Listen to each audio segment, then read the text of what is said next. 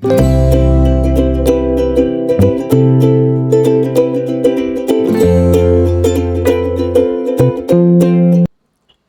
salam sejahtera Malaysia. Selamat datang ke channel Fels Lifestyle. Terima kasih kerana terus setia dan terus bersama di dalam channel ini. Tuan-tuan dan puan yang saya amat hormati, sehingga hari ini kita masih mahu mengetahui, masih mahu misteri kes Zara untuk didedahkan.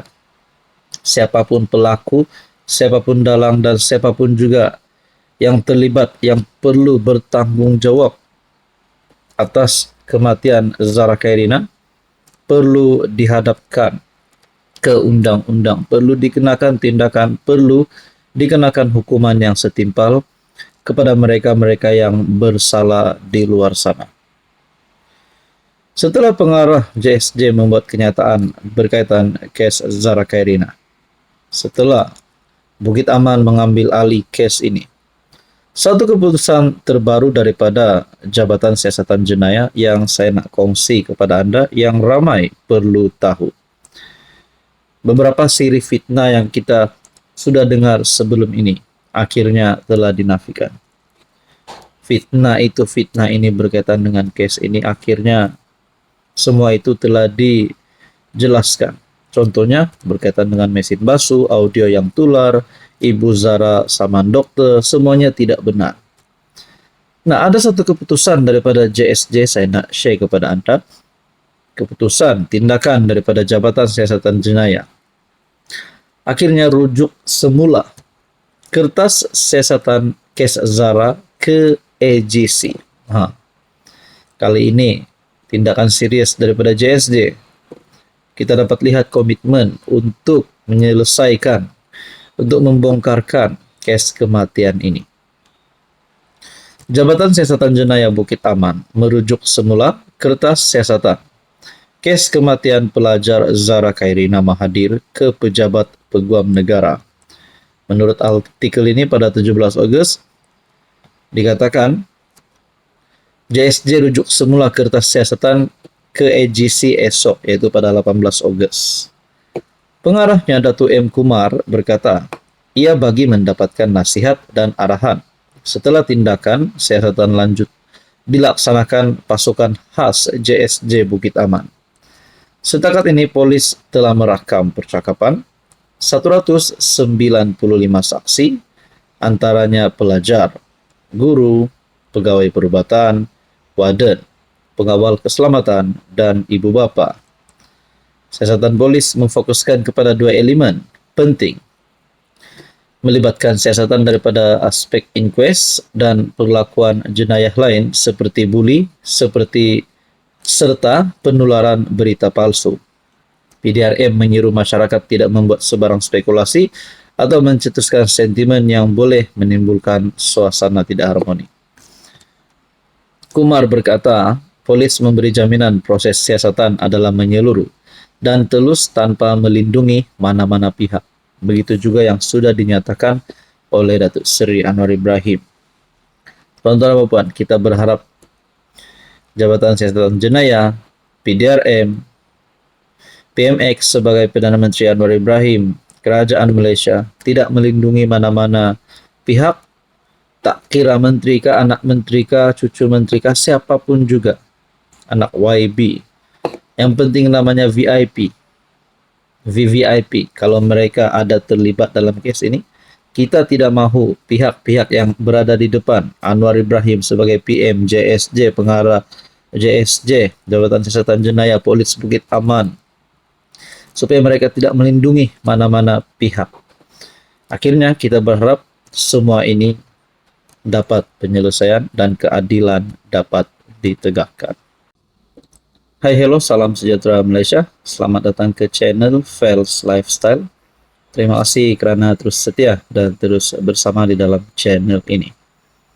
Baru-baru ini kita pernah mendengar isu di antara UMNO dan DAP. Sejak pertubuhan ataupun sejak ditubuhkan Kerajaan Perpaduan yang dipimpin oleh Anwar dan Zahid sebagai Presiden UMNO, pengurus CBN, sebagai timbalan Perdana Menteri kerajaan PHBN. Mulailah ada yang bercakap UMNO dan DAP tidak akan dapat bersatu. Tapi hakikatnya sehingga separuh penggal. Anwar masih PM, Zahid masih lagi mengekalkan kerjasama di antara BN dan PH. Tapi ada satu isu baru-baru ini melibatkan Akmal Saleh dan juga DAP. Akhirnya apa? Apa kenyataan ataupun apa respon daripada Zahid pertama sebagai timbalan Perdana Menteri, kedua sebagai pengerusi BN dan juga Presiden UMNO. Oke, sebelum saya kongsikan, saya perkenalkan kepada Anda, ini adalah terapi imun transfer factor. Kepada Anda di luar sana yang ada masalah kesehatan, penyakit berulang, kencing manis, gout, darah tinggi, kolesterol, gastrik, penyakit melibatkan kulit, penglihatan, dan macam-macam lagi, Anda boleh menghubungi saya untuk mendapatkan tips tentang meningkatkan, mendidik, dan juga menyeimbangkan sistem imun badan Anda supaya mampu melawan berbagai jenis penyakit. Saudara-saudara, saya kongsikan kepada Anda. Jangan jejas hubungan antara parti. Zahid ulas pertelingkahan pemuda DAP dan Akmal Saleh. Setelah timbul berita begini, saya mulai tertanya-tanya, adakah UMNO dan DAP mampu bertahan sehingga PRU 16?